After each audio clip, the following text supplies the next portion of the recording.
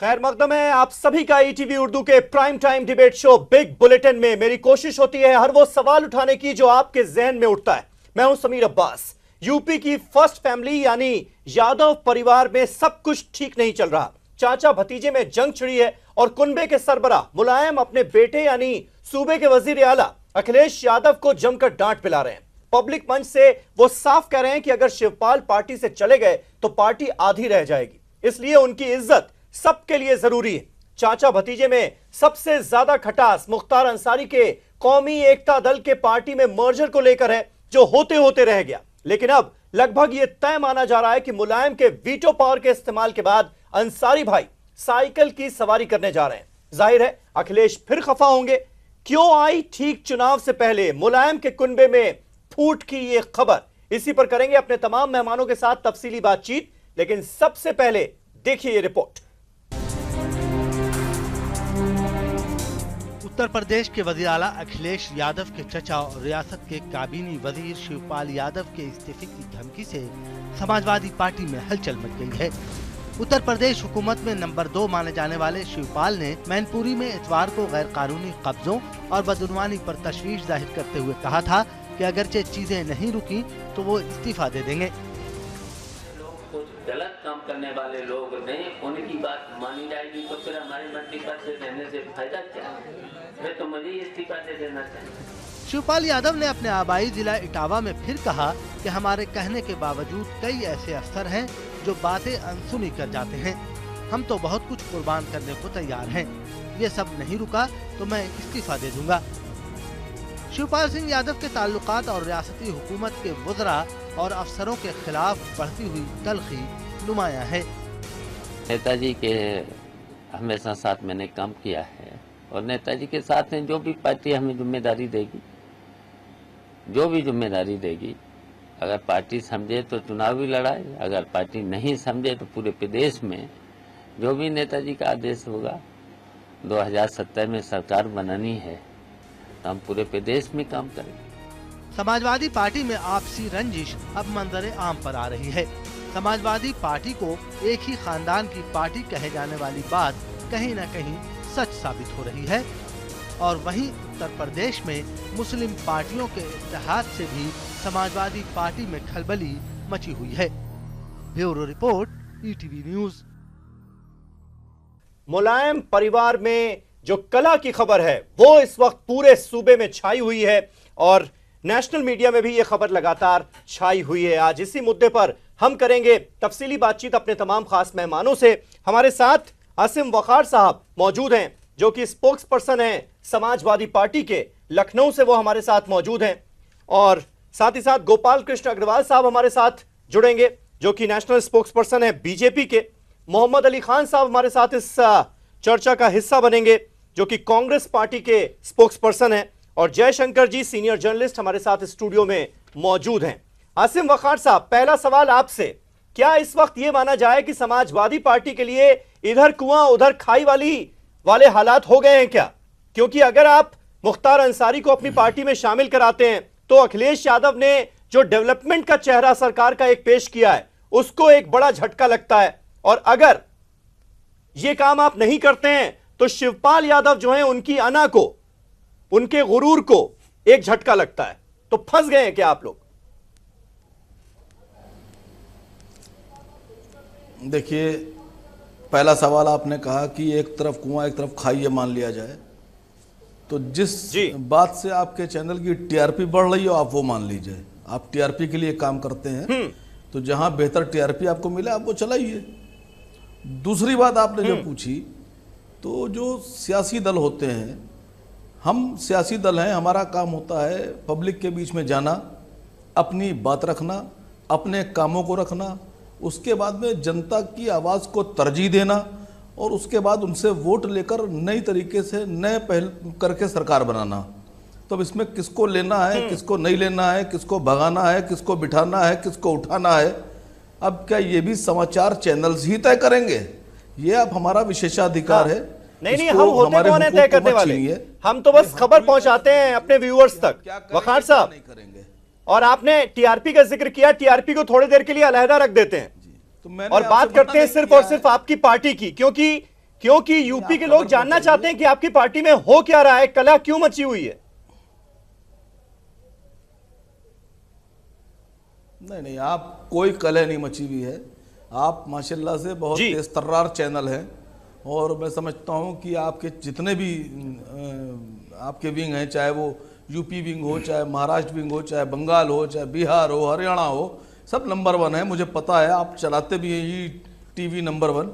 तो आपसे गुजारिश ये है कि जो अपडेट है उसको दिखाइए। आपने जो भी चलाया यहाँ वो 3 दिन पुराना चलाया है। जो जनाब शिवपाल जी के आज के बयानात हैं जो अभी उन्होंने दिए हैं, आपको चलाइए तो तस्वीर भी साफ हो जाएगी, और मैं समझता हूँ हकीकत भी आवाम के सामने आ जाएगी। आप जैसा दिखा रहे हैं ऐसा कुछ नहीं है।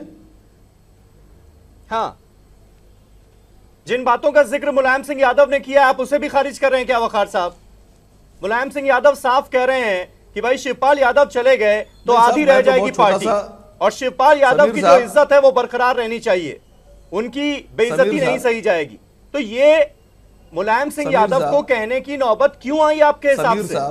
समीर साहब, बात सुनिए मेरी जी, मेरी बात सुनिए। आप एंकर के कुर्सी पे बैठे हैं, मैं यहाँ जवाबदेही की कुर्सी पे बैठा हूँ। इस डिबेट को एंकर और पॉलिटिकल पार्टी की डिबेट ही रहने दीजिएगा, इसको पर्सनल मत लीजिएगा। आप पर्सनल बनाने की कोशिश न कीजिएगा। बिल्कुल नहीं। मैं क्या हूं, मैं बहुत छोटा सा कार्यकर्ता हूं। सुनिएगा सर, मैंने कहा ना मैं छोटा सा कार्यकर्ता हूं। अब नेताजी ने जो कहा है वो आपने भी सुना, मैंने भी सुना। आप सिर्फ सुनते हैं, मैं फॉलो भी करता हूं। हमारे जो नेता हैं, जितने भी नेता हैं, हम उनकी बात फॉलो भी करते हैं। तो मेरी हैसियत एक अदना से कार्यकर्ता की है, अदना से सिपाही की है, तो मुझको सिपाही रहने दीजिए तो ज्यादा बेहतर होगा। चलिए ठीक है, मैं आपके पास दोबारा आऊंगा।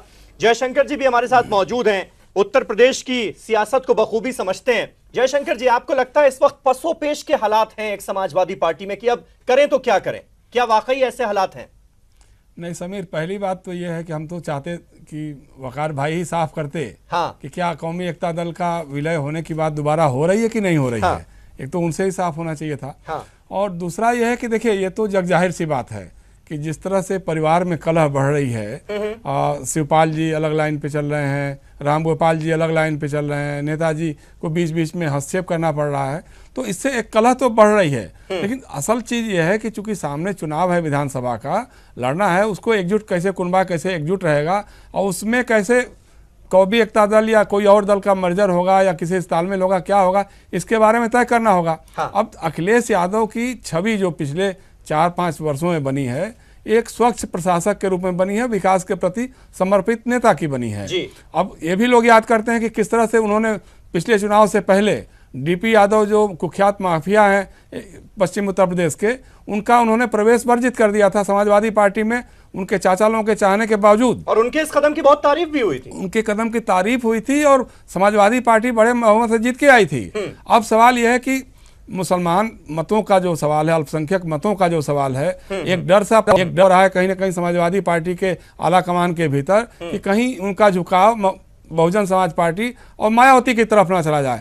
क्योंकि पिछले में आपने देखा होगा कि कांग्रेस के और समाजवादी पार्टी के भी कुछ जो मुस्लिम विधायक थे वो हाथी पे सवार हो गए, तो ये डर तो हो सकता है। तो ऐसे में कहीं लगता होगा कि जो पूर्वी उत्तर प्रदेश का इलाका है उसमें अंसारी भाई जो हैं, अफजाल अंसारी हैं और मुख्तार अंसारी हैं, इनका जो कौमी एकता दल है ये कुछ कर सकता है, कुछ डूबते को सहारा दे सकता है। कुछ क्षेत्रों में अब उनका दावा तो है कि हमारा 30-40 सीटों पे बहुत बड़ा असर है, हालांकि ऐसा कभी आज तक देखा नहीं गया है। मतलब सिर्फ 2 ही विधायक जिता पाए, वो मुख्तार भाई अपनी पार्टी के, और लोकसभा के चुनाव में तो कहीं किसी का भी नाम लेवा भी नहीं रहा।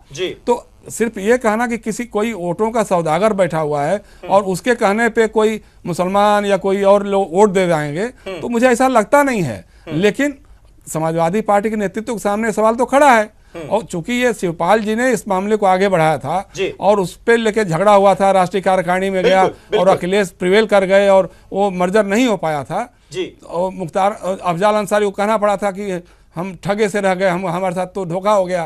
तो वो सारी स्थितियां हैं। बिल्कुल। आसिम वकार साहब, आपसे जानना मैं चाहूंगा, आप मैं बहुत अच्छी तरह से जानता हूं और बहुत क्लोजली वॉच करते हैं सारे न्यूज चैनल्स को, और आपने सारे न्यूज चैनल्स पर आज देखा होगा कि ये खबर लगातार फ्लैश हो रही है कि कौमी एकता दल का विलय अब तय माना जा रहा है। बातचीत हो गई है, अफजाल अंसारी ने मुलायम सिंह यादव से फोन पर बातचीत कर ली है, सब कुछ तय हो गया है। तो अगर आप हमारे साथ बैठे हैं तो हम अपने व्यूअर्स को क्यों ना ये आपके जरिए बता दें कि ऐसा होने वाला है या नहीं होने वाला है।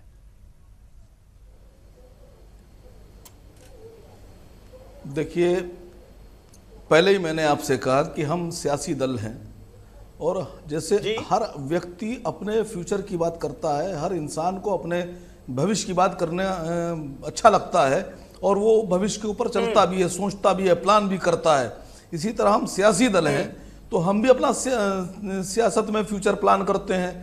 तो हमें किसको लेना है, हम वोटर्स की राजनीति हम लोग करते हैं, हमको अपने वोट बनाना है, वोट वकार साहब आपको भी बहुत अच्छी तरह से पता है। मैं ये सवाल आपके सामने बार बार क्यों रख रहा हूं, क्योंकि ये वो सवाल है जिस पर समाजवादी पार्टी में अंदरूनी कलह अब खुलकर सामने आ चुकी है। आप भले ही इस वक्त एज ए स्पोक्स पर्सन उसको छिपाने की कोशिश कर रहे हो, लेकिन अब ये सबके सामने आ चुका है, क्योंकि हमने देखा कि किस तरह से शिवपाल यादव ने बाकायदा एक प्रेस कॉन्फ्रेंस करके कौमी एकता दल के विलय की घोषणा कर दी, अनाउंसमेंट हो गया। उसके बाद अखिलेश यादव ने उसे खारिज कर दिया, आपका पार्लियामेंट्री बोर्ड बैठता है उसे खारिज कर देता है, और अब फिर से बात हो रही है कि नहीं, हम फिर से कौमी एकता दल का विलय हो सकता है। इसलिए ये सवाल उठ रहा है ना। देखिए, फिर मैंने आपसे कह दिया कि हमें अपने पार्टी के भविष्य के लिए और भविष्य में हमारी सरकार बन जाए, इसके लिए न जाने कितने कदम उठाना पड़ेंगे। तब उसमें हर कदम हम आपसे राय मशुरा करके या बाकी दीगर चैनल से राय मशुरा करके कि साहब हम ये उठाने जा रहे हैं। बिल्कुल नहीं, मैं कौन होता हूं, या आप बताइए सही है, मैं तो बस ये जानना चाह रहा था कि ये तय हो गया है नहीं हो गया है, क्योंकि आज सुबह से लगातार ये खबरें चल रही हैं। सर, परेशानी कहाँ है पता है आपको? परेशानी ये है कि जब लोकसभा का चुनाव 2014 में हुआ तो जो इस वक्त प्रधानमंत्री जी हैं, उस वक्त माननीय मोदी जी जो चुनाव हेड थे और भारतीय जनता पार्टी के हेड बनकर काम कर रहे थे, उन्होंने छोटे से छोटे और बड़े से बड़े दल के साथ गठबंधन किया, साथ लिया।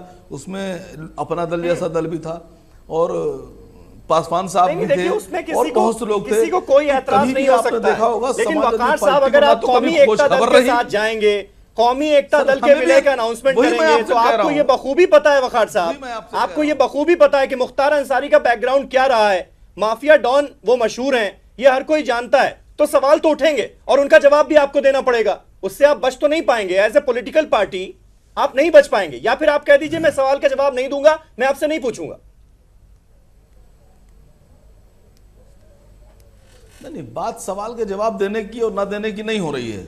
फिर मैंने आपसे कह दिया कि हम सियासी दल हैं, हमें अगली सरकार बनाना है, तो हम उसके लिए हजारों कदम उठाएंगे, सही कदम उठाने की कोशिश भी करेंगे। आप कुछ भी करेंगे तो उसमें हो आपको सकता सरकार बनाना है, तो उसके लिए आप कुछ भी करेंगे। आप मुख्तार अंसारी के साथ खड़े हो जाएंगे। मीडिया को ऐसा लगे, नहीं, मीडिया को ऐसा लगे, सुन तो लीजिए, आप बहुत बढ़िया एंकर है सर, लेकिन आप बात सुन नहीं रहे, आप मुझे फंसा ना पाएंगे, आप इस दिमाग में डाल लीजिएगा समीर साहब। हाँ, वो अलग बात है कि आप मुझ पर पर्सनली तंजियात करने लगे तो अलग बात है। अब मुझे पर्सनली आप मुझे घेर लें और पर्सनली मुझ पर तंज करने लगे तो बात अलग की है, लेकिन आप मेरी बात अगर सुनेंगे तो सब साफ हो जाएगा। फिर मैंने आपसे कहा देखिए, हम लोग हजारों कदम उठाएंगे, हमें, क्योंकि सारे दल उठा रहे हैं, सारे दल उठा रहे हैं, कांग्रेस भी उठा रही है, बीजेपी भी उठा रही है, छोटे छोटे दल, बहुजन समाज पार्टी भी अपने कामों में लगी हुई है। लेकिन समाजवादी पार्टी के ऊपर इतनी नजर क्यों है? क्योंकि समाजवादी पार्टी के खिलाफ किसी भी दल को, किसी मीडिया को कोई हथियार नहीं मिल रहा है। माननीय मुख्यमंत्री जी को सभी चैनलों ने सबसे आगे बताया है, जितने चैनल्स के सर्वे आ रहे हैं उसमें माननीय मुख्यमंत्री जी के काम, उनका विकास, उनका तरीका सबसे बेहतर है, उनको जनता पसंद कर रही है। अगला मुख्यमंत्री वही होंगे। मैंने आपकी बात मान ली कि हो सकता है आपने जितने भी सर्वे कराए हो उसमें सबसे आगे अखिलेश यादव नजर आ रहे हो, लेकिन मेरा सवाल यहां पर यह है जयशंकर जी कि फिर नौबत ये क्यों आती है जब सारे सर्वे ये बता रहे हैं कि भाई अखिलेश यादव ही सबसे आगे हैं, समाजवादी पार्टी इस बार भी 2017 में भी सबसे आगे रहेगी, तो फिर मुख्तार अंसारी के साथ की जरूरत क्या है? नहीं समीर, सबसे बड़ी बात तो यह है कि जब वकार भाई की ही बात से लें हम लोग, कि वकार भाई पूछ रहे हैं कि बाकी दलों के छोड़ करके समाजवादी पार्टी से आप क्यों पूछ रहे हैं, कि इसी पर क्यों हाय तौबा हो रही है। तो नहीं, समाजवादी पार्टी पे हाय तौबा इसलिए हो रही है कि कि समाजवादी पार्टी के युवा नेता ने डीपी यादव का समाजवादी पार्टी में प्रवेश रोक दिया था। और पिछले दिनों मुख्तार अंसारी जो एक माफिया डॉन है पूर्व उत्तर प्रदेश के, उन पे बहुत सारे अपराध के मामले वो जेल में हैं, तो उनका विलय भी उन्होंने रोक दिया। तो इससे ये लगा कि अखिलेश यादव कम से कम एक ऐसा नेता हुआ है उत्तर प्रदेश में जो अपराधियों से और अपराधीकरण से समझौता नहीं करेगा। बिल्कुल एक स्टैंड ले रहा है। हाल के दिनों में जो उत्तर प्रदेश में अपराधी घटनाएं हो रही हैं और समाजवादी पार्टी पे कहीं ना कहीं अपराधियों को संरक्षण देने की बात भी आ रही है, कि आरोप भी लग रहे हैं, उस समय अगर मुख्तार अंसारी और उनकी पार्टी का विलय समाजवादी पार्टी में होता है तो हो सकता है वकार भाई कह सकते हैं कि हम 1000 तरीके अपनाएंगे, उसमें एक तरीका यह भी होगा, लेकिन इससे आपकी छवि को, खासतौर से अखिलेश यादव की छवि को बहुत गहरा धक्का लगेगा और उसको शायद समाजवादी पार्टी आने वाले कई वर्षों में भी नहीं भर पाएगी, ये मेरा मानना है। वकार साहब, एक छोटा सा जवाब आपसे चाहूंगा, मुझे ब्रेक लेना है। क्या आपको नहीं लगता कि मुख्तार अंसारी की पार्टी का अगर आप समाजवादी पार्टी में विलय करते हैं, इसका अनाउंसमेंट होता है, ये तय कर लिया जाता है, तो इससे अभी अखिलेश यादव की जो एक छवि है, जिस तरह वो डेवलपमेंट का काम कर रहे हैं, एक डेवलपमेंट करने वाले सीएम की उनकी जो छवि है, उस पर एक बट्टा लगता है?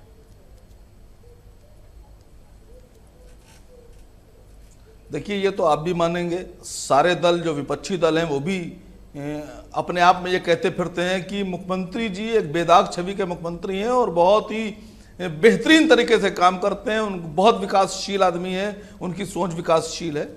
लेकिन उसके बाद भी हमारे जो दल के मुखिया हैं माननीय मुलायम सिंह यादव जी, उन्होंने बहुत मेहनत और मशक्कत के साथ समाजवादी पार्टी की बुनियाद डाली थी। समाजवादी पार्टी के वही मुखिया हैं, वही करता धरता है, आखिरी फैसला उन्हीं का होता है। चाहे कोई कुछ भी कहे, कुछ कहे ना कहे, आप समझें ना समझें, लेकिन हम सब माननीय नेताजी से बंधे हुए हैं। चाहे कोई भी नेता बड़ा हो चाहे छोटा हो, हम सब के लिए हमारे आदर्श माननीय नेताजी हैं और हमारे मुख्यमंत्री जनाब अखिलेश यादव जी हैं। वकार साहब, आपके आदर्श नेताजी हैं, आपके नेता मुलायम सिंह यादव हैं, मुझे ये सारी बातें पता हैं। आपका ताल्लुक समाजवादी पार्टी से है। सब वक्फा लेते हैं, फौरन होते हैं हाजिर।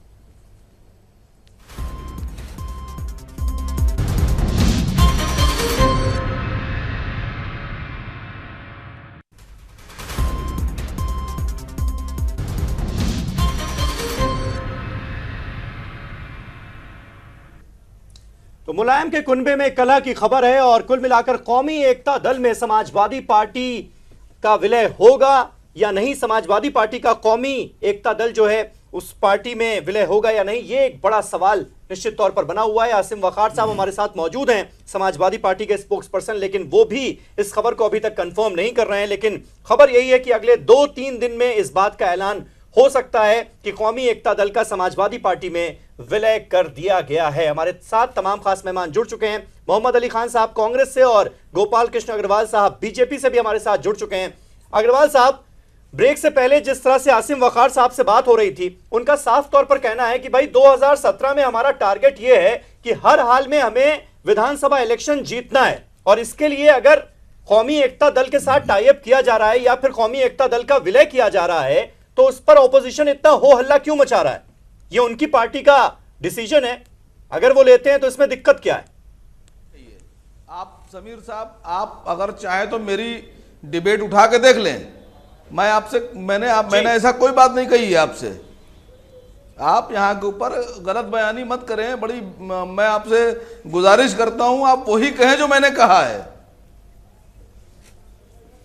चलिए ठीक है, हो सकता है मुझे समझने में प्रॉब्लम हो गई हो वकार साहब, मान लीजिए। मुझे अब जवाब ले लेने दीजिए अग्रवाल साहब से। अग्रवाल साहब, हाँ, सबसे पहली बात कि हम कोई शोर शराबा या हो हल्ला नहीं मचा रहे। अपनी ये समाजवादी पार्टी अपने आप में स्पष्ट नहीं है कि वो विलय चाहते हैं, वो अंसारी साहब को क्या समझते हैं, उनकी एक्टिविटीज को किस तरह आइडेंटिफाई करते हैं। और जो खुद अपने मुलायम सिंह यादव जी का कल का जो स्टेटमेंट है वह तो पूरी तरह से एक दिशाहीन लगता है कि पार्टी में कुछ दिशा भी है क्या। सबसे बड़ी बात, अगर वो कह रहे हैं कि उन्हीं का बेटा चीफ मिनिस्टर है, मैंडेट मिला मुलायम सिंह यादव जी ने अपने नाम पे इलेक्शन लड़ा, उसके बाद उनको अखिलेश यादव को मुख्यमंत्री बना दिया, उसके बाद वो 4-5 बार अलग अलग प्लेटफॉर्म पे उनको क्रिटिसाइज कर चुके हैं कि आपके जो साथी कलीग्स हैं वो भ्रष्टाचार में लिप्त हैं। शिवपाल यादव जी वो कहते हैं, तो अगर वो हैं, मुलायम सिंह यादव जी इसको एग्री करते हैं तो फिर उनको हटाएं, अगर वो नहीं करते तो जनता को जवाब दें। दोनों चीजों में कह के, और फिर कौमी एकता की बात तो अलग छोड़िए, एक तरफ वो कह रहे हैं कि उसको लेके फिर एक बार एक अनाउंस कर दिया, साथ में कार्यक्रम किया, फिर उसको डिसोन कर दिया। अब वो कहीं ना कहीं वो कह रहे हैं कि शिवपाल यादव जी पार्टी छोड़ के जाना चाह रहे थे, इसलिए उन्हें रोकना जरूरी है। वह पार्टी के लोगों के बारे में जो बातें कर रहे हैं, तो पहले ये बताएं कि अगर शिवपाल यादव जो बात कर रहे हैं वह उससे वो वाकिफ रखते हैं या नहीं रखते। कल की बात से लगता है कि वो वाकिफ रखते हैं और वो खुद भी कहते हैं कि समाजवादी पार्टी अखिलेश यादव जी की मुख्यमंत्री की जो सरकार है वो भ्रष्टाचार मंत्रियों के साथ, इनएफिशिएंट मंत्रियों के साथ, लैंड ग्रैब, और वो जनता तो कह रही है। आप मथुरा का एग्जांपल ले लीजिए, जगह जगह ले लीजिए, लॉ एंड ऑर्डर तो पूरी तरह से उत्तर प्रदेश में टूट ही चुका है। सरकार कई गुंडागर्दी तो उनकी पार्टी के खुद लोग करते हैं। पहले भी बहस कर चुके हैं अग्रवाल साहब। आज का मुद्दा जो है वो कुनबे में कला पर ही रखते हैं। वकार साहब, मुझे लगता है मुलायम सिंह यादव ने एक बात बड़ी इंपॉर्टेंट कही। उन्होंने कही पार्टी अखिलेश के हाथों में है, एक आदमी है जो जमीनें कब्जा कर रहा है, मुख्यमंत्री जानते हैं लेकिन उस पर एक्शन नहीं लिया जाता। आज पार्टी उनके हाथों से निकल गई है। तल्ख अंदाज में वो ये भी कहते हैं कि अगर लोगों ने खुद में सुधार नहीं लाया तो वो खुद एक लिस्ट बनाएंगे और समाजवादी पार्टी से लोगों को बाहर करेंगे।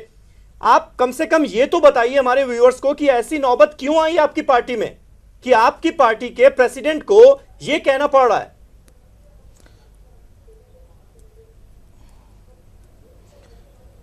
देखिए, समाजवादी पार्टी एक ऐसी पार्टी है जिसमें अच्छा भी मंजर आम पर है और बुरा भी मंजर आम पर है।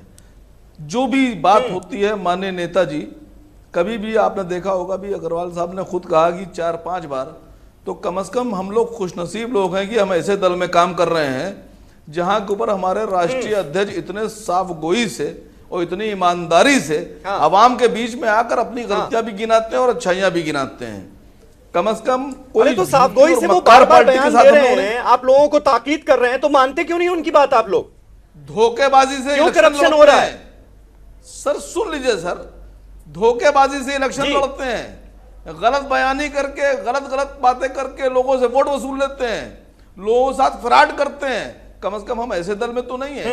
अब जो आदमी फ्रॉड बात करके, झूठ बोल के, गलत बयानी करके, गलत वादे करके लोगों को धोखा देकर सरकार बना रहा है, ऐसे दल के लोगों को कोई हक है हिंदुस्तान में बात करने का? मैं तो समझता हूं कि अग्रवाल जी को, ठीक है, आपको लगता है बीजेपी को हक ही नहीं है इस मुद्दे पर सवाल उठाने का। मोहम्मद अली खान साहब, कांग्रेस के स्पोक्स पर्सन हमारे साथ मौजूद हैं। खान साहब, आपसे जानना चाहूंगा, आपको क्या समझ में आता है, आपकी पार्टी का क्या स्टैंड है, और जिस तरह से अब कौमी एकता दल के विलय की बात हो रही है समाजवादी पार्टी में, आपको लगता है इससे कुछ फायदा होगा समाजवादी पार्टी को? आपको शर्म आना चाहिए, आप अपने प्रधानमंत्री। बिल्कुल नहीं। देखिए, मैं सबसे पहली बात ये करना चाहता हूं कि वकार साहब सुनिएगा, खान साहब बोल रहे हैं, समाजवादी पार्टी में एक बात कॉमन है और वो ये है, जी मैं खान साहब बोल रहा हूँ, मैं ये कह रहा हूँ इन दोनों में एक बात कॉमन है। दोनों को आवाम ने बड़ी उम्मीदों के साथ सत्ता में लाए थे, 2012 में यूपी में सपा को और 2014 में भाजपा को, और दोनों में ये बात भी कॉमन है कि दोनों ने लोगों को सिर्फ निराश किया और दुख दिए। अभी तक देखिए, मेरे भाई बोल रहे थे समाजवादी पार्टी से कि कोई करप्शन नहीं है, कुछ नहीं। अरे साहब, पानी सर से ऊपर चला गया है। आप सही कह रहे हैं, शायद आपने कहा नहीं कहा, मगर ये आपका जाती मामला है, आप किसे जोड़ना चाहें ना जोड़ना चाहें। हालांकि आप आवाम के पास जाएंगे इस उम्मीद से कि आपको वोट दे इस फैसले की वजह से, मगर ये बात तो साबित हो गई कि आपकी पार्टी केओस में डिसेंड कर चुकी है। कल भाई भाई से लड़ रहा है, नेशनल लेवल पे भाई भाई से लड़ रहा है, पार्टी के बारे में बुरा भला कह रहा है। दूसरी तरफ आप एक दिन कहते हैं कौमी एकता दल को नहीं जोड़ेंगे, अगले दिन जाके घबरा के जोड़ लेते हैं। ये बातें आपको शोभा नहीं देती। आपको जिस उम्मीद से लोग लाए थे, आपने वो लोगों को फेल कर दिया है। इंफ्रास्ट्रक्चर, लॉ एंड ऑर्डर, बिजली, पानी, किसी भी इंडेक्स पे आप लोगों ने कुछ हासिल नहीं कर पाए हैं। गोपाल कृष्ण अग्रवाल जी आपको मथुरा की मिसाल दे रहे थे। अरे गोपाल भाई, आपकी पार्टी की भी उसमें बहुत, आप सेंट्रल गवर्नमेंट का एक रिप्रेजेंटेटिव वहां मौजूद था, बाद में बात साबित होकर आई, आईबी का रिप्रेजेंटेटिव वहां मौजूद था, आप लोगों ने फिर भी कुछ नहीं किया। आप दोनों की गलतियां हैं और अभी जनता आप दोनों को नहीं माफ करेगी आने वाले चुनाव में। अब मैं आपको एक और बात बताऊं, एक ही पार्टी अभी जमीन पे उतरी है, एक ही पार्टी जमीन पे उतरी है और वो है कांग्रेस। हम लोगों ने अभी वो यात्रा की जिसमें हम लोग दिल्ली से चले थे, कानपुर तक गए, लखनऊ तक गए, और अभी लखनऊ में और वाराणसी में हमने रैलीज करी। मैं दोनों में मौजूद था वहाँ पे, और मैं आपको बता दूं लोगों में इतना गुस्सा है समाजवादी के खिलाफ भी और भाजपा के खिलाफ भी, क्योंकि समाजवादी ने वादे नहीं किए थे कि हम आपको नौकरी देंगे, ये मोदी जी ने वादे किए थे, खासतौर से युवाओं से, जो आपके जो यंग लोग हैं वो लोग बड़े कांग्रेस सही कहा, यूपी में आपकी पार्टी तो हाशिए पर जा चुकी है। आप देखते 2014 के लोकसभा चुनाव में कांग्रेस को करीब 11% वोटों का नुकसान हुआ था, सबसे कम वोट शेयर परसेंटेज आपका था। ये सब भी तो हकीकत है ना। आपकी बात सही है, आप जो आंकड़े बोल रहे हैं बिल्कुल सही है, मगर इसी वजह से हम दोबारा चले हैं वजूद बनाने। हम कांग्रेस 2.0 का हमने उद्घाटन कर दिया और हम लोगों के पास गए हैं और उनसे बड़ी आजिज़ी और इनके सारी के साथ उनसे गुजारिश करें कि हमें दोबारा मौका दीजिए। हम इन लोगों की तरह नहीं है, हम इनके ज़ाती मसलों में नहीं पड़ना चाहते, आप हमें मौका दीजिए हमारे मेरिट्स पे। हमारा ये कैंपेन प्लैंक है इस बार चुनाव में। ठीक है जयशंकर जी, क्या आपको लगता है कि अगर कौमी एकता दल का विलय हो भी जाता है समाजवादी पार्टी में तो इससे नफा होगा या नुकसान होगा? देखिए, मुझे यही कहना मैं बार बार करना चाहता हूं जी कि 2012 में जब चुनाव हुआ था उसमें मुख्तार अंसारी और उनका कौमी एकता दल एकदम अलग था। हाँ। लेकिन उसके बावजूद अखिलेश यादव के नेतृत्व में समाजवादी पार्टी जीत के आई और सरकार बनाई। हाँ। फिर आज मुख्तार अंसारी कैसे इतने अहम हो गए? वही- कौमी वही एकता है। दल इतना कैसे अहम हो गया हाँ। कि मुलायम सिंह यादव उसके लिए वीटो का इस्तेमाल कर लेते हैं? नहीं, अभी तक जैसा वकार कर रहे हैं कि भाई हम 1000 तरीके अपना सकते हैं। हाँ। लेकिन उन्होंने ये नहीं कहा, अभी तक खुल करके नहीं कहा कि कौमी एकता दल का मर्जर होगा कि नहीं होगा, या मुलायम सिंह यादव ने भी अभी इस तरह की कोई बात नहीं की। हाँ। ये अंदर खाने बात चल रही है, ये बात सही है। हाँ। कि शिवपाल जी का, लेकिन उसका खंडन भी नहीं हो रहा ना। उसका खंडन भी नहीं हो रहा कि ये भी नहीं कह रहे हैं कि नहीं करेंगे। हाँ। और दूसरा ये है कि देखिए, जब चुनाव आता है तो जाहिर सी बात है लोग 10 तरह के तैयारियां करते हैं, 10 तरह के तरीके ईजाद करते हैं कि कैसे कैसे कर सकते हैं। अब गोपाल जी देखिए कैसे बता रहे थे आप, लेकिन अब उनकी पार्टी ने पूर्वी उत्तर प्रदेश में भारतीय समाज पार्टी के साथ तालमेल किया है। भारतीय समाज पार्टी क्या है? वो एक जाति विशेष की लोगों की पार्टी है, उसके एक नेता है ओम प्रकाश राजभर जी, उनके साथ जाकर के इन्होंने तालमेल किया है। अब इनको भी लग रहा है कि साहब मोदी जी की जो लहर 2014 में थी, अब वो कहीं ना कहीं दरक रही है। तो फिर शायद कहीं कहीं छोटे छोटे दलों से, अब स्वामी प्रसाद मौर्य जी हैं, बहुजन समाज पार्टी में थे तो बहुत भ्रष्ट थे। हाँ। उनके ऊपर तमाम तरह के आरोप लगते थे। वो खुद कह के आ रहे हैं कि साहब हमको वहाँ पैसा देना पड़ता है मायावती जी के यहाँ। अब उनको इन्होंने अपनी पार्टी में ले लिया तो अब हरिश्चंद्र हो गए। तो देखिए, इस तरह की बातें तो हैं। हमारा कहना यह है कि गोपाल कृष्ण अग्रवाल साहब, क्या ये सब आपको सूट करता है यूपी की सियासत में? क्योंकि हिंदू वोटों का ध्रुवीकरण हो ये भी जरूरी है, और मुस्लिम वोट जो हैं, जो मुसलमान हैं, वो भी पसोपेश में रहें कि किसको वोट दें, थोड़े वोट इधर बिखर जाएं, थोड़े वोट उधर बिखर जाएं। ये सब आपको सूट करता है क्या? नहीं, देखिए, हमारी जो राष्ट्रीय स्तर पे राजनीति है वो विकास की राजनीति है। गरीबों को रोजगार मिले, युवाओं को रोजगार मिले, किसानों को पैसा मिले, उनकी उपज का ठीक हो, उनकी आमदनी बढ़े। लेकिन उसके लिए हमें जो सबसे बड़ी बात है, हमें जो केंद्र में हमारी सत्ता है, तो वो भी तो यूपी के लोग आपसे सवाल करेंगे ना। नहीं, सुनिए, मैं बताता हूँ। जो लास्ट माइल, हाँ नहीं, सुनिए, उसकी लास्ट माइल कनेक्टिविटी समाज के सब वर्गों के साथ प्रदेश सरकारों के थ्रू होती है। और उत्तर प्रदेश में जो केंद्रीय सरकार की कोई भी, एक मिनट सुन लीजिए आप, वकार साहब सुन लीजिए, मैंने आपको सुना है, सुन लीजिए। उसमें जो सबसे महत्वपूर्ण बात है वह यह है कि जो समाजवादी पार्टी की उत्तर प्रदेश में सरकार है वो लास्ट माइल कनेक्टिविटी समाज में पहुंचने नहीं दे रही। गन्ना किसानों का हमने गन्ना किसानों को मुआवजा हमने दिया, वो उसको इम्प्लीमेंटेशन नहीं कर रहे। सरकार की कितनी स्कीम्स हैं उसमें वो उसको आइडेंटिफाई नहीं कर रहे। पावर सेक्टर का सरप्लस है केंद्र के पास, उसको बिजली उठा नहीं रहे। तो अल्टीमेटली जो वहां पे विकास की जो राजनीति भारतीय जनता पार्टी करना चाहती है, उत्तर प्रदेश को विकास करना चाहती है, तो उसके लिए प्रदेश में भी भारतीय जनता पार्टी की सरकार होना हमें लगता है आवश्यक है। अग्रवाल साहब, फिर यूपी में विकास का चेहरा अखिलेश यादव कैसे बन गए? वो भंग हो गया है। तो ये तो अखिलेश यादव ने 2012 में विकास की बात है की। अब उसके बाद अब जो 4 साल हो गए खत्म हो 5 साल में, तो जब मुलायम सिंह यादव खुद कह रहे हैं कि उन्होंने भ्रष्टाचार किया, उन्होंने जमीन जायदाद हड़प ली लोगों की, उनके जो कार्यकर्ता वो गुंडागर्दी वो ऐसा नहीं कह रहे कि उन्होंने भ्रष्टाचार किया, वो ये कह रहे हैं कि कुछ लोग हैं पार्टी के अंदर जो भ्रष्टाचार कर रहे हैं, उनको उनके खिलाफ एक्शन होना चाहिए, वो ये कह रहे हैं। एक छोटा सा ब्रेक ले लेते हैं अग्रवाल साहब। आसिम वक़ार साहब हमारे साथ मौजूद हैं, आपकी तमाम बातों का जवाब देना चाह रहे हैं। ब्रेक के बाद मैं उनके पास जाऊंगा, एक छोटा सा वक्फा लेते हैं, फौरन होते हैं हाजिर।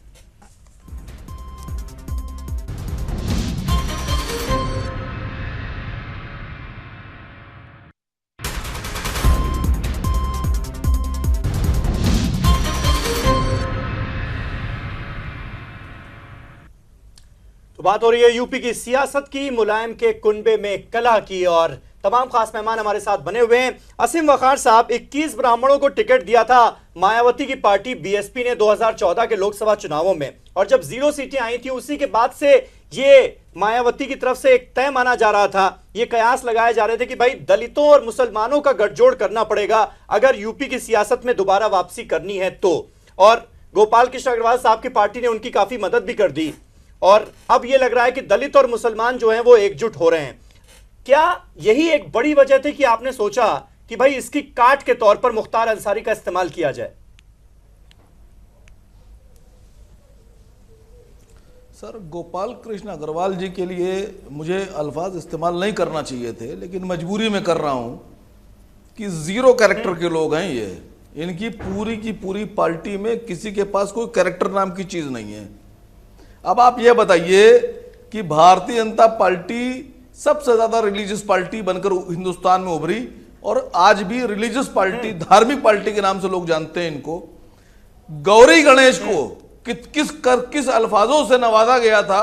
स्वामी प्रसाद मौर्य ने गौरी गणेश को किन अल्फाजों से नवाजा था कि भारतीय जनता पार्टी ने उछल कूद मचा के रिपोर्ट तक लिखा दी थी। आज इन लोगों ने गौरी गणेश को बुरा भला कहने वाले, गलत उनके खिलाफ अल्फाज इस्तेमाल करने वाले, भगवानों को बेइज्जती और बेहुरमती करने वाले आदमी को इन्हीं ने अपनी पार्टी में ले लिया, अपना नेता बनाए हुए हैं। अभी अग्रवाल साहब से पूछिएगा तो ये मौर्य साहब को पसंद करेंगे, और गौरी गणेश की बुराई करने वाले मौर्य के साथ खड़े होंगे, और गौरी गणेश किनारे किनारे कर देंगे। ये जो आप सवाल कह रहे हैं, आपके कहने पर मैं वो भी पूछ लूंगा, लेकिन मैंने जो आपसे सवाल किया क्या बात की जाए, उसका जवाब इनसे क्या, जो अपने भगवान का नहीं है। बीएसपी के दलित मुसलमान गठजोड़ की काट के तौर पर आप देख रहे हैं क्या मुख्तार अंसारी को? ये मेरा सवाल था आपसे। का नहीं है वो इस देश की आवाम का कैसे हो सकता है? नहीं, मैंने क्या कहा आपसे कि हम यहां अपनी बात रख रहे हैं कि जो दल और जो लोग अपने भगवान के नहीं हैं, अपने अवतार के नहीं हैं, वक़ार साहब के जनता के कैसे हो सकते हैं? बीजेपी के स्पोक्स पर्सन अपना काम करेंगे, आप अपना काम कीजिए ना। आप तो समाजवादी पार्टी की तरफ से यहां पर आए ना, मैं आपसे आपकी पार्टी के मुतालिक सवाल पूछ रहा हूं। ये जो नहीं, आपने जो सवाल पूछा मैंने उसका जवाब दे दिया। आप एक बार नहीं 10 बार पूछेंगे, नहीं दिया ना आपने, वही जवाब मिलेगा। 100 बार पूछेंगे, जनाब आपने नहीं दिया मेरे सवाल का जवाब, कहिए तो फिर दोहरा दूं। दिया, वही जवाब मैं देता रहूंगा आपको। मतलब आप जवाब नहीं देंगे वक़ार साहब? नहीं, आप दोहराएं, आप बिल्कुल एक बार नहीं 10 बार दोहराएं। नहीं वक़ार साहब, मैंने आपसे पूछा था कि भाई जो बीएसपी का दलित मुसलमान गठजोड़, अब सुन लीजिए जवाब, सवाल सुनेंगे नहीं आप। मैंने ये पूछा था आपसे कि जो बीएसपी का दलित मुसलमान गठजोड़ इस वक्त दिखाई दे रहा है और जिस पर मायावती बार बार जोर दे रही हैं, क्या इसी की काट के तौर पर आप मुख्तार अंसारी को देख रहे हैं, कौमी एकता दल को देख रहे हैं क्या?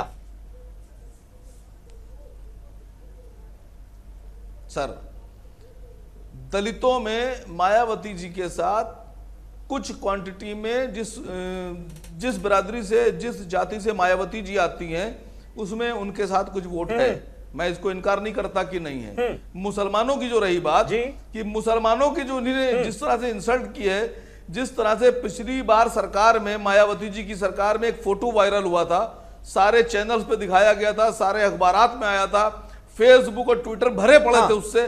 आज भी कई जगह तो मैं निकाल के दिखा दूंगा जिस तरह से उन्होंने इस्लाम दीन के उलमाए दीनों को दिखाया था कि बीच में मायावती जी खड़ी हुई हैं चप्पल अप्पल पहने हुए, और बाकी सारे उलमाए दीन नंगे पैर उनके सामने खड़े हुए थे। वो फोटो वायरल हुई थी, तो कौम ने इसको बहुत सीरियसली लिया है।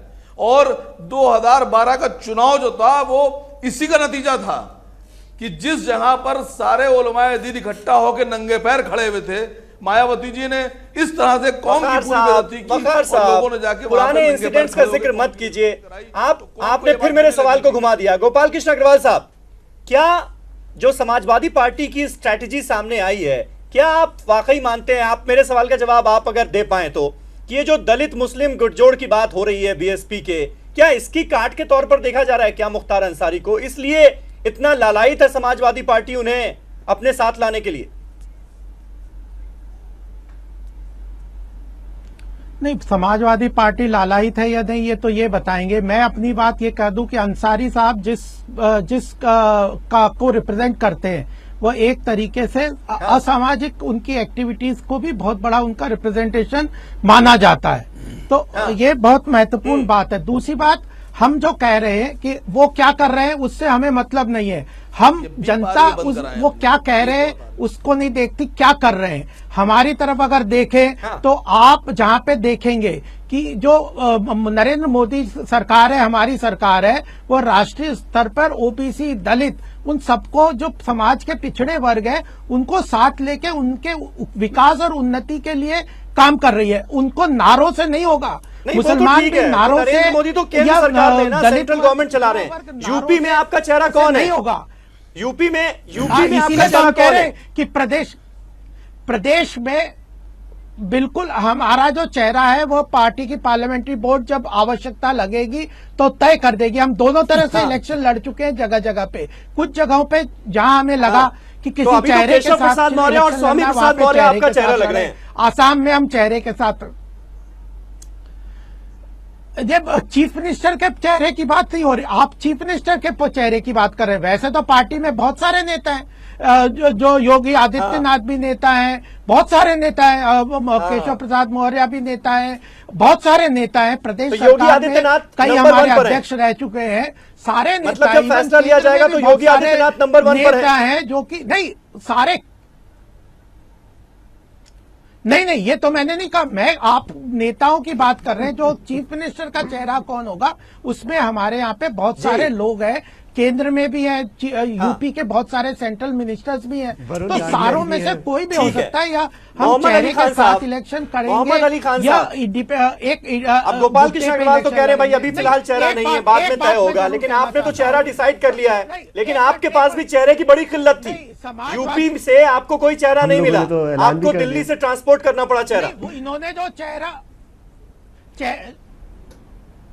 और वो देखिए, शीला जी के जो रूट्स हैं उत्तर प्रदेश में वो बहुत ही बेहतरीन तौर से रिसीव हुए हैं, और जो भी कुछ डाउट्स थे हमें, अगर कोई संकोच था उन्हें अनाउंस करने में, तो वो सारे डाउट्स पिछले 1 महीने में दूर हो चुके हैं, क्योंकि हमने इतना अच्छा रिसेप्शन मिला है हमें लोगों से वहाँ पे उत्तर प्रदेश में, कि अब हम खुश हैं अपने चॉइस से। हम पहले भी खुश थे, अब जिसे कहते हैं कॉन्फिडेंस, हमारा मनोबल थोड़ा बढ़ गया है।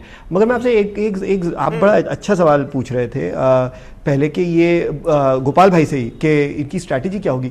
मैंने एक बड़ी अच्छी लाइन पढ़ी थी अंग्रेजी में कि भाजपा की स्ट्रैटेजी है consolidate the Hindu, confuse the Muslim. आप हिंदू को कंसोलिडेट कर दीजिए, एकजुट कर दीजिए, और मुसलमानों को आपस में बंटवा दीजिए। ये मैं हमेशा हर चुनाव में देखता हूँ, मुझे अनुभव है। जी, आपको याद है 11-11, 12-12 मुसलमान कैंडिडेट एक सीट पे खड़े हो जाते थे और आपस में वोट कट जाता था। ये बहुत होता है, इसीलिए मैंने जिक्र किया। समाजवादी हो चाहे भाजपा हो, ये लोग धर्म की राजनीति करते आए। I think that was a fantastic point, बहुत ही बढ़िया पॉइंट था, और दोबारा ये लोग यही करने वाले। वो अब नुकसान होगा इलेक्टोरेट का, लोगों का। इसलिए मैं लोगों से गुजारिश करूंगा, इस बार धर्म पे नहीं, अपने जमीर यानी अपनी कॉन्शियंस पे वोट करें। देखिए कौन सी पार्टी बेस्ट है इस बार। कांग्रेस, आप देख रहे होंगे हमारी टोन जो इस बार है, हमें शुरुआत से हम लोगों को आदेश दे दिए गए, चाहे ट्विटर हो, सोशल मीडिया हो, चाहे स्पीचेस हो। राज बब्बर जी ने आदेश दे रखा है, धर्म के नाम पे कोई वोट नहीं मांगेगा, धर्म का जिक्र ही नहीं होगा। ये बहुत बहुत जरूरी बात है, और मुझे लगता है बहुत जरूरी प्रीसिडेंट और ट्रेंड है आने वाली पार्टी के लिए। दूसरी बात, गोपाल भाई को मैं बताना चाहूंगा, आपके मौर्य साहब ने अभी आगरा में रैली करने की कोशिश की, बड़ा उसके ऐलान हुए कि ये राहुल जी की रैली को इक्लिप्स कर देगी। आप लोग 500 लोग नहीं इकट्ठा कर पाए। आप लोगों को इंट्रोस्पेक्शन करने की, गोपाल भाई, लगता है जरूरत पड़ने वाली है, क्योंकि आप लोगों का कोई वजूद नहीं है उत्तर प्रदेश में। जयशंकर जी, यहाँ पर आपसे जानना चाहूंगा, अब ये जो मुसलमान वोट बैंक की बात हो रही है, अब कायदे से तो होना यही चाहिए कि विकास के नाम पर ही चुनाव लड़ा जाना चाहिए, लेकिन यूपी में भला ऐसा कहां संभव है? जाति है कि जाति नहीं? अब ये जो मुस्लिम वोट बैंक की बात हो रही है बार बार, क्या आपको लगता है कि वाकई ऐसे हालात बन गए हैं कि मुलायम सिंह यादव को हो सकता है कि ये लगने लगे कि मुस्लिम वोट बैंक जो है वो समाजवादी पार्टी के पाले से खिसक सकता है, इसलिए कौमी एकता दल जैसे दलों का सहारा लेने की नौबत है? नहीं समीर, देखिए, एक तो एक बात है, जब बिहार विधानसभा का चुनाव हुआ था, हाँ। उस समय समाजवादी पार्टी ने अपने वहां उम्मीदवार खड़े किए सारे। तो उस समय माना गया कि कहीं ना कहीं भाजपा का ये परोक्ष समर्थन है। हाँ। तो एक जनरल वे में कहा जाए तो मुसलमान तो थोड़ा नाराज पहले से ही था, और इधर जो दलित और मुस्लिम एकता हो रही, खासतौर से वो गोपाल जी के इलाके से हो रही है, गुजरात से हो रही है। गुजरात में जिस तरह से सम्मेलन हुआ है, उनका का वो आई ओपनर है। कहा तो यही जा रहा है कि गोपाल कृष्ण अग्रवाल की पार्टी ने मायावती को एक बार फिर से उभरने का मौका दे दिया। लेकिन दूसरा सवाल यह है कि जैसे मुख्तार अंसारी या ये हैं लोग, तो ये देखिए, ना ऐसी बात नहीं है। कौमी एकता दल ने कभी भी माइनॉरिटी के मसाइल को कभी सामने नहीं रखा। हाँ। कभी भी उनकी गुर्बत या गरीबी को लेकर के कोई सवाल नहीं खड़ा किया और न किसी तरह का आंदोलन किया। उनकी पहचान जब भी होती है तो उनकी माफियागिरी से होती है, उनके असामाजिक कार्यों से होती है। तो उनका अपने कुछ इलाकों में हो सकता है, मऊ में है, गाजीपुर के मोहम्मदाबाद में हो सकता है, कुछ और इलाकों में हो सकता है, 2 विधायक उनके हैं अभी भी। तो ये, लेकिन इन जनरल कहा जाए कि उनके आने के वजह से सारे मुसलमान आ जाएंगे, देखिए मुसलमानों में तो एक तरह से उनको लगता है कि जिस तरह से भय और दहशत का माहौल पैदा किया जा रहा है एक राजनीतिक विचारधारा के जरिए, न सिर्फ उत्तर प्रदेश में बल्कि पूरे देश में, तो उससे लड़ने के लिए जो भी उनको हराने। कमेंट लेता हूं गोपाल कृष्ण अग्रवाल साहब, बहुत छोटे में अगर आप हमारे व्यूअर्स को बता पाए कि वाकई क्या आप ये बात मानेंगे कि कहीं ना कहीं जाने अनजाने में ही सही आपकी पार्टी ने ही मायावती को आगे बढ़ने का, उभरने का मौका दे दिया यूपी में, चाहे वो गोरक्षा के नाम पर हो या फिर ऊना में दलितों की पिटाई हो? नहीं, ऐसी बात नहीं है। नहीं, ये जो कुछ वेस्टेड इंटरेस्ट थे जो नैरेटिव ये क्रिएट कर रहे थे कि जो गौरक्षक हैं वो दलितों के खिलाफ है, तो उस बात को बिल्कुल प्रधानमंत्री ने स्पष्ट रूप से एक्सपोज कर दिया है। उन्होंने कह दिया कि हमारी जो पार्टी है वो दलितों के साथ है, समाज के उस पिछड़े वर्ग के साथ है। तो हम दलित और ओबीसी इनके और समाज के पिछड़े वर्गों के साथ भारतीय जनता पार्टी पूरी तरह से खड़ी हुई है। आप सारी सरकार की स्कीमों को देख ले तो उसमें समाज के पिछड़े वर्ग और उन्हीं के लिए, चाहे वो मुद्रा बैंक है, चाहे वो स्टैंड अप इंडिया है, चाहे स्टार्टअप इंडिया। तो दूसरी बात, मुसलमान की जो राजनीति कर रहे थे समाजवादी पार्टी पिछले इलेक्शन में धर्म के आधार पे, वह तो इस वक्त पूरी तरह से उनसे उनका मोह भंग हो चुका है। इन्होंने पिछली बार कितने उन्हें प्रॉमिस किए। मुलायम सिंह यादव ने पार्लियामेंट में, संसद में कहा कि हम तुम्हारे हितों का ध्यान रखेंगे। क्या ध्यान रखा? कितने वहां पे दंगे हुए, कितने उनके। आज सबसे ज्यादा अगर समाज में पिछड़ा वर्ग कोई होता है तो यह कांग्रेस, और आज 70 साल के बाद भी देश में अगर एक वर्ग है धर्म वाला जो पिछड़ा है वो, तो उनने इतने साल। आपसे जानना चाहेंगे, जिस तरह से गोपाल कृष्ण अग्रवाल कह रहे हैं कि भाई रिलीजन बेस्ड पॉलिटिक्स अब नहीं होनी चाहिए, अब इसका कोई मतलब नहीं है, क्या ये बात आप मानते हैं? और क्या समाजवादी पार्टी भी ये कास्ट बेस्ड पॉलिटिक्स में विश्वास नहीं रखती है? सर शुरुआत करें गोपाल कृष्ण जी, इतनी हिम्मत करें अगर इनमें हिम्मत है। फिर से सवाल करिए। हाँ, तो आपको यह लगता है कि यूपी की सियासत से जाति को नहीं हटाया जा सकता, आप सिर्फ और सिर्फ डेवलपमेंट के नाम पर चुनाव नहीं लड़ सकते, ये आप मानते हैं? जाति धर्म, कौन मुझे कह रहे हैं? ये सवाल किससे है? मुझसे। हम तो मानते हैं कि यूपी में विकास की ही राजनीति होगी, गुंडागर्दी के खिलाफ राजनीति होगी। जी 2012 का जो चुनाव लड़े थे, अपने जो रथ निकाला था जी, हाँ, जो रथ निकाला था उसमें आप सारी स्पीचेस देख लीजिए, हमने सिर्फ भ्रष्टाचार की खिलाफत की थी और तरक्की की बात की थी। हम उसी माननीय मुख्यमंत्री जी के जो रथ थे उनके आप स्पीचेस निकालिए तो आपको मालूम पड़ेगा। ठीक है वकार साहब, आखिरी सवाल आपसे, मुझे इस डिबेट में यहीं पर खत्म करना होगा, वक्त खत्म हो चुका है। वकार साहब, आखिर में बस हमारे व्यूअर्स को यह बता दीजिए कि क्या कौमी एकता दल का विलय होने जा रहा है समाजवादी पार्टी में या नहीं, क्लियर कर दीजिए। फिर मैंने आपसे जो शुरू में कहा था वही मेरा जवाब। हाँ, नहीं बताएंगे आप? क्या कहा था, फिर से बता दीजिए। जो शुरू में मैंने कहा था वही मेरा जवाब अभी भी है। आप क्यों बार बार ये कंफ्यूज है, इनका नेतृत्व कंफ्यूज है, शुरू में तो आपने कार्यकर्ता जवाब दिया ही नहीं कंफ्यूज था है, वखार साहब, इसलिए मैंने आपसे पूछा कि शायद इनका आखिर में नेतृत्व कंफ्यूज आपको है ये लगे और कि हमें व्यूअर्स को ये बताना कार्यकर्ता चाहिए कंफ्यूज कि है। भाई विलय होगा या नहीं होगा।